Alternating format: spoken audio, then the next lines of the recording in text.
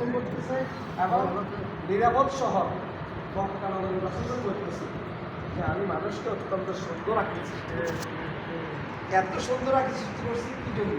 জাহান্নামে যাওয়ার জন্য না, জাহান্নামের জন্য এত সুন্দর আকৃতি আল্লাহ পাক সৃষ্টি করতেছে জান্নাতের জন্য। কিন্তু আমাদের কৃতকর্মের কারণে আমরা তো জাহান্নামে যেতে পারি।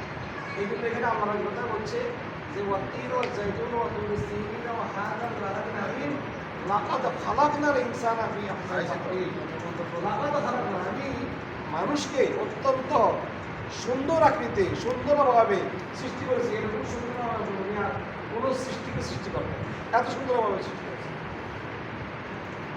সুন্দরভাবে সৃষ্টি করেছে। লাকাদ খালাকনাল ইনসানা ফি আহসানি তাকওয়িম সুম্মা রাদাদনাহু আসফালা সাফিলিন।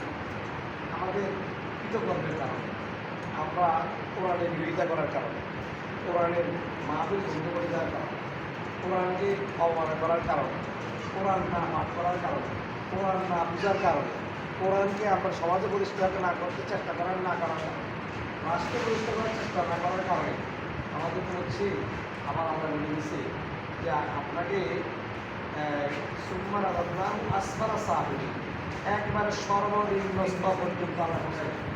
যারা কোরআনে আন্দোলন করবে না, কোরআন শাসনের বিপক্ষে থাকবে, কোরআন শাসন মানবে না, কোরআন শাসন কথা শুনতে রাজি হবে